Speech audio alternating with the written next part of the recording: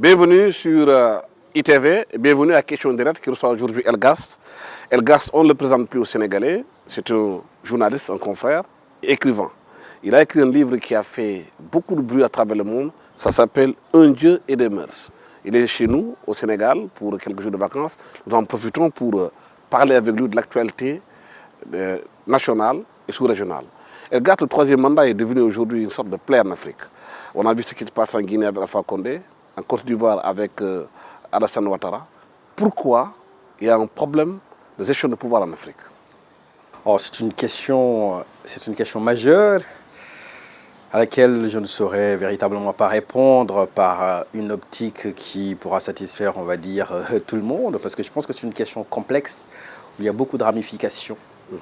Il y a un constat à faire, je pense, de manière générale, sur une immaturité démocratique chronique aujourd'hui dans beaucoup de pays africains. Je pense que c'est un des constats premiers à faire.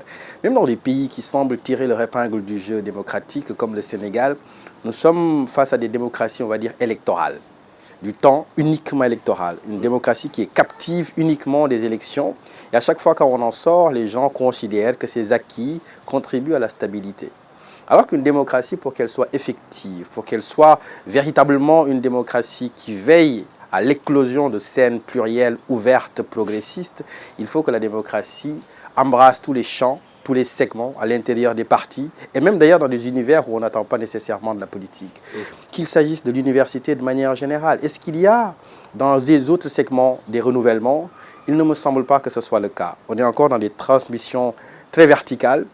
C'est pourquoi j'ai publié un texte sur le site d'information de TV5 qui s'appelle « Les autres corps du roi ». Alors, on parle très souvent des deux corps du roi. Et quand on parle des présidents et de leur tentation à se représenter, on a tendance à considérer que la tare leur incombe exclusivement, que seuls les présidents, les systèmes, les hommes du premier cercle sont, on va dire, responsables, voire coupables de ce qui se passe, alors que c'est beaucoup plus large. Il faut élargir le spectre, voir un angle plus grand et considérer que les gouvernements, on va dire, africains, les pouvoirs en place, reçoivent parfois l'assentiment de forces spirituelles, de forces morales, de forces communautaires qui contribuent justement à rendre la scène illisible. Ce qui se passe en Côte d'Ivoire, ce qui se passe en Guinée, se passe de mots, mais n'oublions pas que Abdoulaye Wade a eu la tentation de se représenter. N'oublions pas qu'aujourd'hui au Sénégal, nous sommes encore dans une certaine forme d'incertitude qui nourrit l'analyse politique sur le statut du troisième mandat ou non de Macky Sall. Alors, il y a un problème des institutions qui sont un peu fragiles, on va dire, et les hommes qui les incarnent ne sont pas moralement plus mauvais que les autres. Parce que c'est des gens qui ont tenu d'ailleurs des discours novateurs, qui ont été des précurseurs, qui ont été à l'avant-garde des transformations démocratiques. Et je pense d'ailleurs à Alpha Condé. Et voir ce qu'ils deviennent une fois au pouvoir montre que nous ne sommes pas exclusivement dans une question d'hommes. Quand je parle des autres corps du roi, c'est uniquement tout ce qui permet, tout l'attelage politique, social, économique qui permet justement à ces pouvoirs de prétendre à une certaine forme de pérennité qui met à sac le pacte démocratique. Ce qu'il y a à faire, je pense que c'est ça qui est important, ce qu'il y a à faire, c'est inclure toute la société, toutes les portions de la population, toutes les professions. Les journalistes ont une exigence de veille, de recherche de la vérité, d'investigation et de recherche, mais forcenée, des choses qui peuvent être la base à la construction pérenne de sociétés ouvertes. Je ne pense pas que ce soit totalement le cas, ni en Guinée, ni en Côte d'Ivoire, ni d'ailleurs au Sénégal. Deuxième chose, il faut inclure les populations. Les populations ne se reconnaissent pas dans l'État tel qu'il est actuellement. L'État n'est pas une valeur identificatoire. L'État est considéré comme une intrusion occidentale, inopportune, qui n'est pas digérée par les populations. À partir de quoi il y a une certaine forme de défiance et une certaine forme d'incompréhension. Est-ce que donc la démocratie, c'est conçue par l'Occident et adaptée aux réalités africaines? Est-ce qu'il n'y a pas de hiatus? Oui, alors justement, ça c'est une conception, je veux dire, un peu un peu parfois caricatural, qu'on a tendance à ingurgiter comme ça, ce n'est pas véritablement le cas. La démocratie est un processus, ce n'est pas un processus uniquement occidental, c'est un processus long de construction, d'échecs, d'ailleurs avec des bains de sang, avec des révolutions, avec des guerres, qui s'est consolidé à mesure du temps. Voilà. Donc, ce n'est pas quelque chose qu'on impose aux Africains. Les Africains ne sont pas inéligibles à la démocratie. Pourquoi le seraient-ils? Les Africains n'ont pas une certaine forme de particularité qui les rendrait très, très particuliers, on va dire, dans le monde. Ils sont dans l'ensemble du monde. Ils peuvent parfaitement assimiler les technologies, assimiler les influences qui peuvent leur permettre justement de sortir de quelques statuts qui sont parfois pas très ragoûtants. Donc le faire, ça suppose une certaine forme d'intelligence. Alors l'intelligence, c'est arriver à panacher les choses, s'inspirer de ce qui se passe ailleurs, mais s'inspirer aussi de ce qui se passe ici, dans notre histoire. Et puis surtout, ne pas considérer l'histoire comme quelque chose de l'ordre du fossile. Quand on regarde l'histoire africaine de manière générale, les gens ont tendance à croire qu'il s'agit juste de dépoussiérer des choses pour retrouver des trésors, alors que l'histoire est une construction continue. Nous sommes des sociétés historiques en construction. Regarder en arrière, ce n'est pas forcément un gage de retrouver un horizon pour un mieux-être. C'est une construction. Et dans le monde actuellement, personne ne peut se permettre d'être, on va dire, dans des îlots fermés. Il faut communiquer avec le monde, c'est y participer pour pouvoir bénéficier des recettes qui font le succès dans la gouvernance politique. Mais quand vous parlez des autres corps du roi, ce qui veut dire que dans la société, il y a d'autres corps qui sont là, qui eux ne font pas l'alternance démocratique. La société civile, on voit les mêmes personnes, les universités, c'est les mêmes qui sont là, et eux, ils demandent à ceux qui dirigent de faire l'alternance. Et ceux-là se disent, écoutez, ils nous demandent nous d'être des démocrates, alors eux-mêmes, ils ne le sont pas. Oui, vous l'avez formidablement démontré. Les politiques sont les têtes de turc de tout le monde. Tout le monde aime taper sur les politiques parce que ce sont les gens qui sont élus et d'une certaine manière, c'est normal. Mais condamner les seuls politiques, c'est condamner uniquement ceux qui incarnent, pas ceux qui sont la substance de toute une société. Vous l'avez dit à l'université, même dans les confréries, dans la religion, dans les transmissions économiques et tout le reste, même dans les sphères de petits pouvoirs associatifs, on voit justement qu'il y a un refus parfois de partager. Dans les quartiers, partout. Exactement. C'est les mêmes personnes qui sont toujours là. Oui, parce que la démocratie n'infuse pas tous les tissus de la société. Et d'ailleurs, les hommes politiques, tout mal inspirés qu'ils sont, le savent véritablement. Ils savent qu'ils sont à la tête, on va dire, d'architecture particulièrement bancale. Et il s'agit d'ailleurs de manier parfois les recettes populistes, les recettes communautaires, de manier le discours religieux de façon, voilà, parfois opportuniste pour pouvoir se maintenir. Est-ce que vous avez vu dans les pays africains de manière générale qui souffrent de l'ingénuité de règne de pouvoir complètement perdu, des conflits entre le pouvoir spirituel et le pouvoir temporel? Non. Très souvent d'ailleurs, ils pactisent secrètement parce que justement la désorganisation de l'État profite à beaucoup de gens. Nous sommes dans des types de sociétés encore où la féodalité a beaucoup de poids. Et donc justement, toutes les luttes post-indépendantistes, je veux dire, qui ont été manquées sur la création de nations, sur la création de valeurs, on va dire, républicaines, universelles et tout le reste, ont manqué parfois leur cible. Et nous sommes donc dans ces statu quo. Et c'est pourquoi les autres corps du roi, si on les oublie, on ne fait que guillotiner la tête, on va dire, des présidents. Et pourtant, après, il y a de la repousse. Et c'est la métaphore que j'ai utilisée pour terminer mon texte. L'hydre, on lui coupe la tête, mais il renaît après. Mais quand on regarde un peu l'Afrique anglophone, elle semble être beaucoup plus évoluée que celle francophone, du point de vue de l'alternance démocratique. C'est en Afrique, il y a une chose extraordinaire. Au Malawi, la Cour constitutionnelle a pu un jour annuler une élection présidentielle. C'est impensable en Afrique de l'Ouest, francophone. Oui, l'exemple du Malawi que vous citez est atypique, il est particulier. D'ailleurs, dans le grand tableau, tout n'est pas noir en Afrique sur la démocratie. Il y a beaucoup de choses qui ont évolué. Les printemps arabes ont pris du temps, mais en 10 ans, je veux dire, en Tunisie, un exercice démocratique qui commence à s'installer. En Algérie, il y a encore des hoquets, il y a beaucoup de choses à faire, mais les choses se passent. Je veux dire, dans d'autres pays comme le Botswana, dont on ne parle pas, le Cap-Vert, dont on ne parle pas, beaucoup d'autres pays comme le Ghana et même le Nigeria, on a pu se féliciter de ce qui s'est passé en termes d'alternance politique. Alors, il y a très souvent une lecture, je crois, très partielle, parfois très partisane, qui voudrait que les pays anglo-saxons s'en sortent mieux que les pays francophones et que ce serait expliqué par le type de colonisation. Alors, la colonisation par l'indirect rule, c'est-à-dire les Anglais, pour utiliser une formule célèbre, ont laissé des habitudes et les Français ont plutôt laissé des certitudes. Et donc, ça a corseté un peu dans les sphères francophones une société trop rigide, trop verticale, trop administrative, et justement, c'est pourquoi on n'en sortirait pas. Mais si vous regardez dans le détail, les plus grandes dictatures dans les années 80 et 90, les pays anglais ne s'en sortent pas mieux. On parle de Idi Amin Dada, on parle de Samuel Doe. Et puis même aujourd'hui, en Afrique centrale, je veux dire, on n'a pas forcément des modèles de gouvernance. On a l'Ouganda de Museveni, je veux dire. Donc je pense qu'une lecture géographique ou une lecture à travers les prismes anglo-saxons ou francophones, justement, encore une fois, ce sont des lectures coloniales. On est prisonnier encore de ces lectures coloniales-là, et je pense que l'impulsion ne peut venir que de l'intérieur. Et venir de l'intérieur, justement, ce n'est pas uniquement situer la responsabilité à travers la réification du fait colonial. C'est sonder la société dans ce qu'elle peut produire et ne pas la condamner. Lui faire totalement confiance, montrer que si les Sénégalais et les Africains de manière générale, on leur donnait la latitude de penser, de créer, de faire éclore leur génie, sans qu'il y ait des pesanteurs sociales, des pesanteurs traditionnels qui les écrasent, mais ils sont capables, comme tous les hommes sur Terre, justement de produire des merveilles. Il n'y a pas de condamnation, mais l'Afrique n'est pas aussi le salut. Il faut juste être lucide. Et je pense que nous avons tendance très très souvent à être captifs dans nos discussions de quelque chose de l'ordre du ressentiment colonial qui nous écrase et qui ne nous permet pas d'avancer. Si vous regardez la scène des débats, vous regardez des sites parfois où il y a des tribunes médiatiques, quel est le sujet qui domine? À chaque fois, on est dans un rapport de dialectique ou de réaction violente vis-à-vis de l'Occident. Alors que justement, l'Occident, c'est peut-être là où ont envie d'aller beaucoup de nos jeunes. Parfois, c'est là où vont se soigner, je veux dire, l'élite, à la fois économique, maraboutique et politique. L'élite sénégalaise envoie ses enfants en Occident à étudier.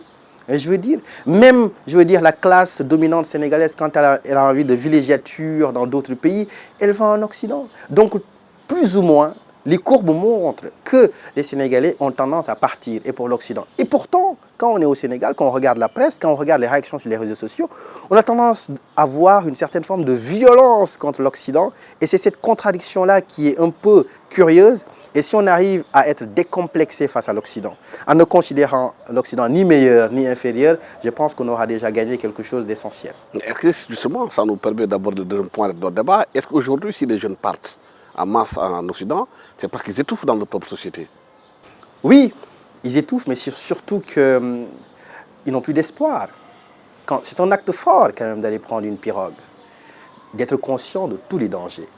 Parce qu'on sait, les gens le savent, dans la presse, dans les médias, dans les films, dans l'art, tout le monde a désacralisé le mythe de l'Eldorado. Et pourtant, 10 ans, 20 ans, 30 ans après, les jeunes y vont. Je vais juste vous faire une petite chronologie pour vous montrer l'histoire un peu des diasporas sénégalaises en France. Vous savez, l'une des premières vagues des immigrés sénégalais qui arrivent en France, c'est dans les années 50.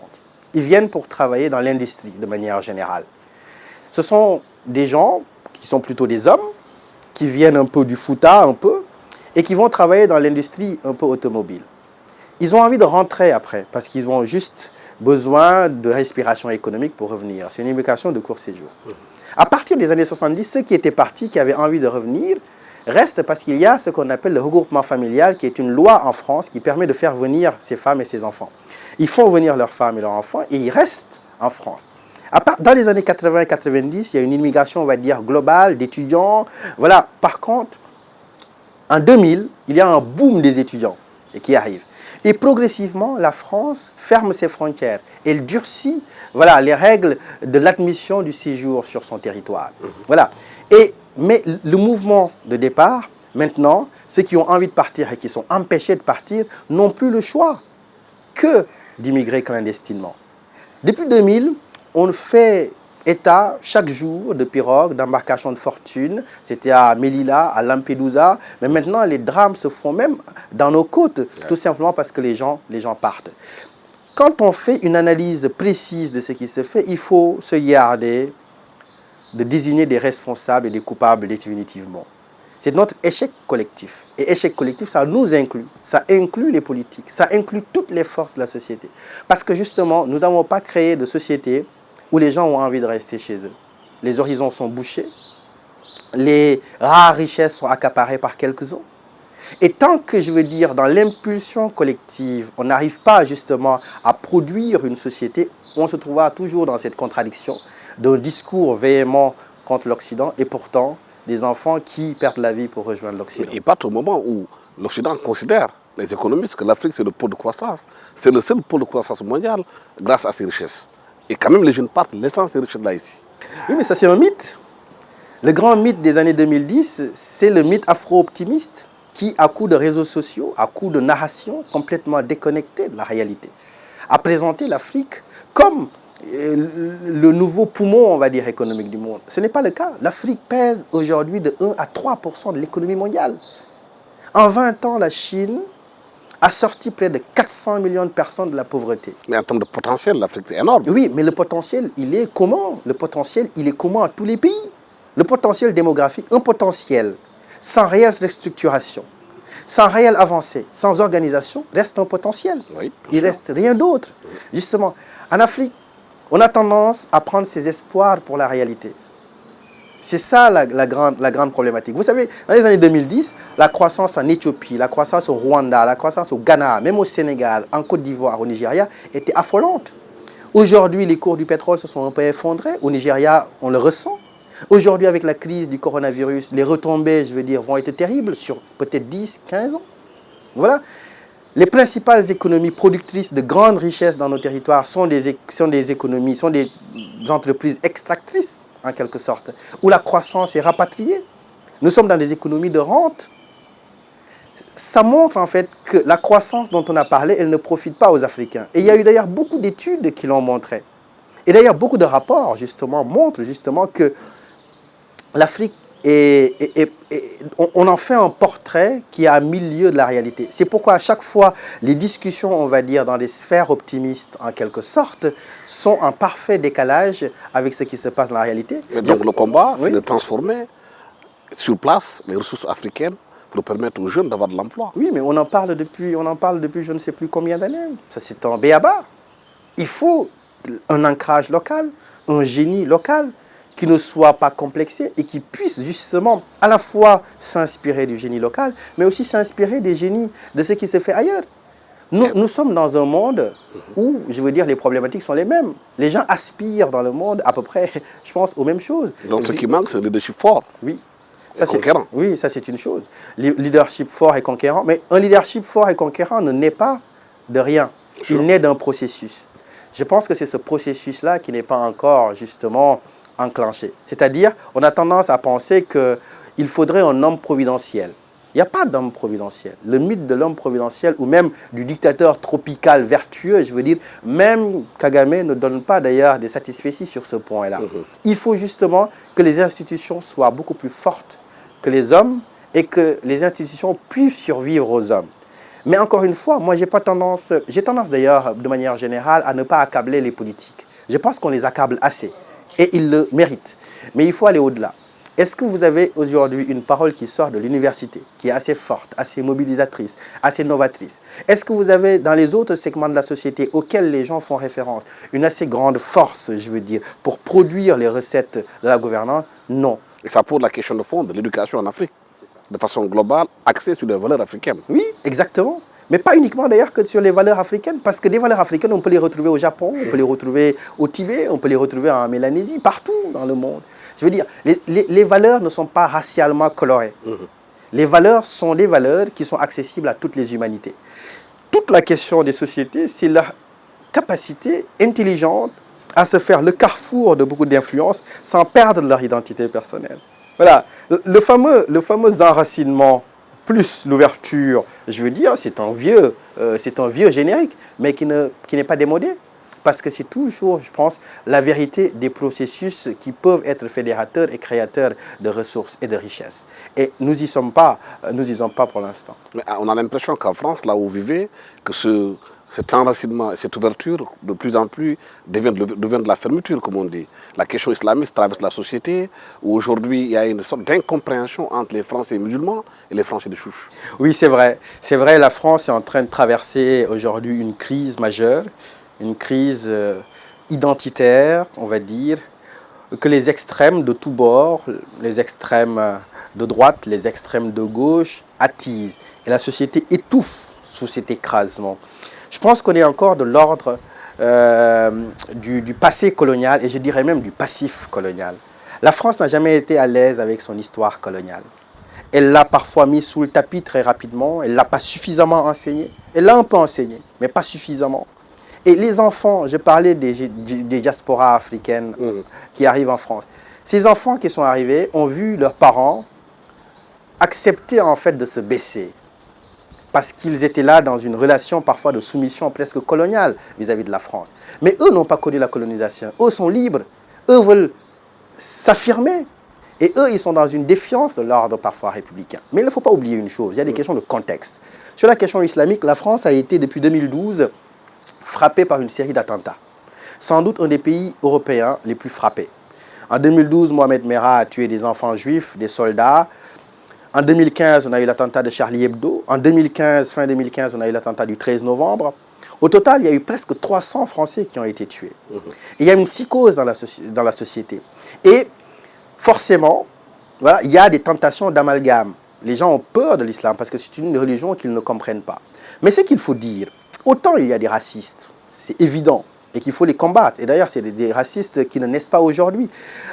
Le racisme anti-maghrébin, anti-arabe est devenu le racisme islamophobe et anti-musulman. Il n'a pas changé. Il consiste en une certaine forme de réprobation, de peur, voilà, des pratiques, on va dire, musulmanes. Mais il ne faut pas oublier qu'à l'intérieur des musulmans, il y a des radicaux, il y a des islamistes. Et donc, les combattre, ce n'est pas forcément combattre les musulmans. Désigner les islamistes, ce n'est pas disqualifier l'islam. Et c'est justement ces frontières-là qui sont brouillées parce que la France a beaucoup d'ennemis dans le monde. Parce que la France a essayé parfois de faire émerger des valeurs de lumière et parfois ça a été vu comme quelque chose de l'ordre de l'aliénation républicaine.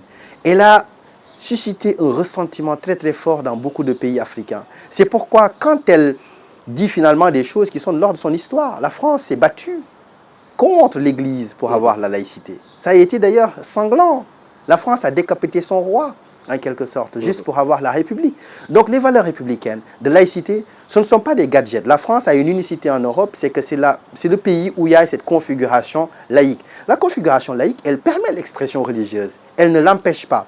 Seulement, quand les Français essaient de se défendre contre l'islamisme tueur radical, les gens ont tendance à penser qu'on englobe les musulmans là-dedans. Et c'est pourquoi d'ailleurs on assiste à cette forme d'hystérie partout dans le monde actuellement, où on fait le procès de la France. Mais faire le procès de la France, c'est être juste avec la France. Mais certains musulmans français se disent heurtés par les caricatures du prophète. Pour eux, c'est une chose extraordinaire en tant que musulmans. Ça touche leur foi. Oui, mais justement, ça touche leur foi. On peut tout à fait le comprendre. Et d'ailleurs, je pense que les journalistes de Charlie Hebdo le comprennent. Et même les autres journalistes. Mais la France, il y a le droit de blasphème. C'est un droit. C'est un droit constitutionnel. La liberté d'expression a des barrières.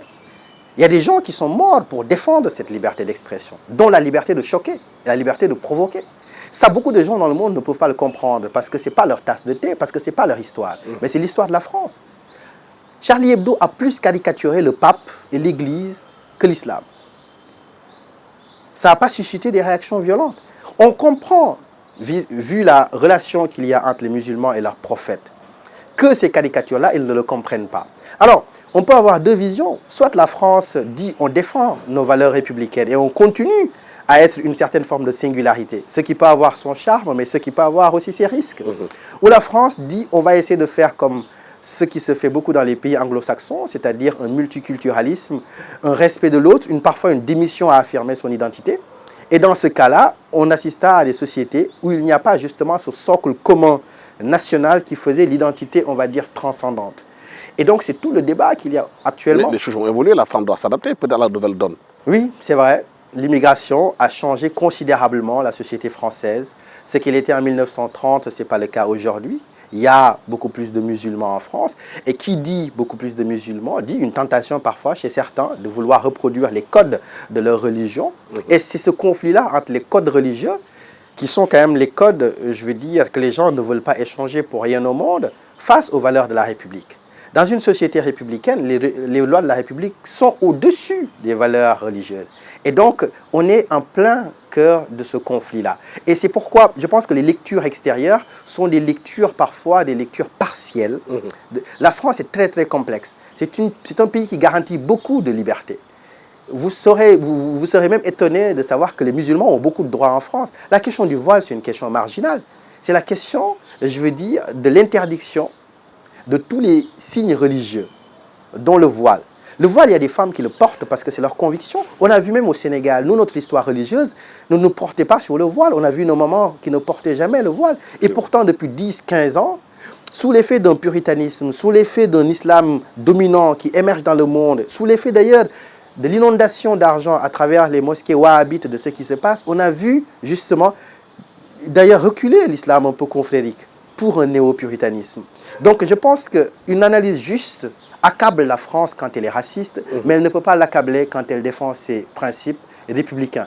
Toute la nuance est là, et la France a vocation sans doute à trouver une manière d'inclure un peu plus ces populations musulmanes, ces minorités, on va dire, issues de la colonisation, à travers la reconnaissance de leurs droits, à travers un récit qui est, on va dire, un roman national un peu plus inclusif et moins exclusif. Et je pense que c'est tout le chantier et toute l'intelligence. Si la France le fait en ne renonçant pas à son identité, ce sera une réussite formidable.